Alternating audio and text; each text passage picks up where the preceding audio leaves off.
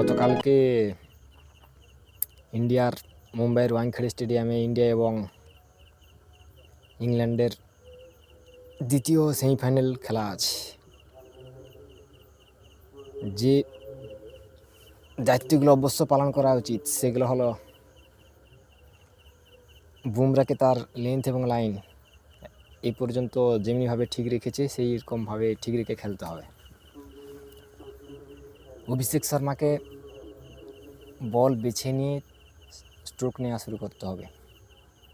প্রত্যেক বলে 4-6 মারতে গিয়েই আউট হবে যদি মারতে যায়।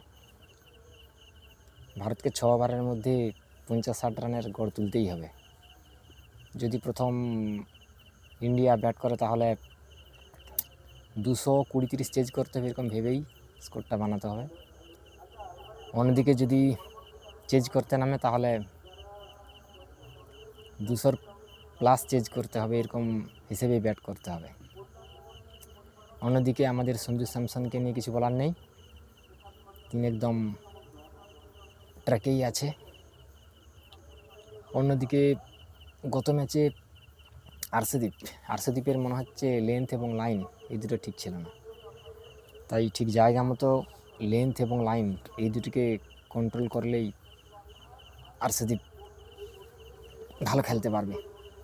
অন্যদিকে ঈশান কিষান সেই একটা ম্যাচে 4 রান করেছে, তার সেরকম ম্যাচে আর রান দেখতে পাচ্ছি না।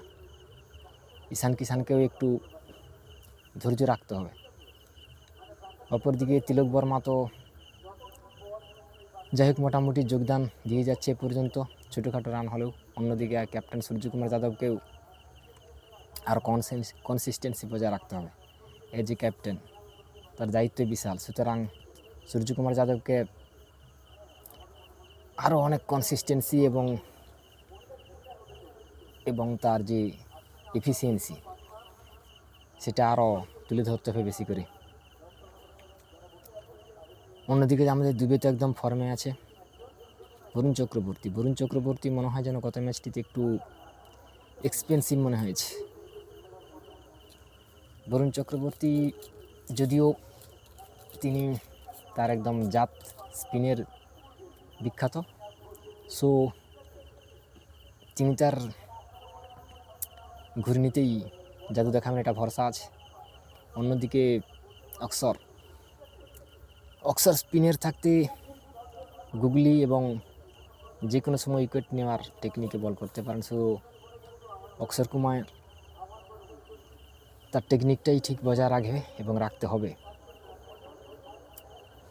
অন্যদিকে আমাদের হার্দিকের সম্পর্কে কিছু বলার নেই। হার্দিক যেমন অলরাউন্ডার, তার ব্যাট এবং বল দুটোতেই একদম ফাটাফাটি দুর্দান্ত খেলছে।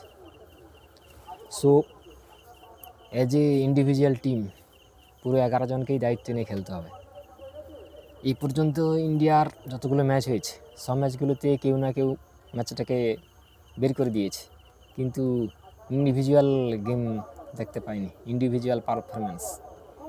সুতরাং সবাই মিলে ইন্ডিভিজুয়াল পারফরমেন্স না করে কালেকটিভ সবাই মিলে দলটাকে সাপোর্ট দিতে হবে, তাহলে একটা উইনিং লড়াই দিতে পারবে ইংল্যান্ডকে। সো আশা রাখি ওয়াংখেড়ে স্টেডিয়ামে ভারত একটা ভালো জয় পাবে। ওয়াংখেড়েতে স্পিন বলের থাকতে মিডিয়াম পেস ফাস্ট বল, এই বলগুলোই ভালো কাজ করবে বিশেষজ্ঞরা বলছে। তবে দেখা যাক ইন্ডিয়া কেমন লড়াই দিতে পারে ইংল্যান্ডের কাছে। সো সঙ্গে থাকবেন, সাথে থাকবেন, ভালো থাকবেন।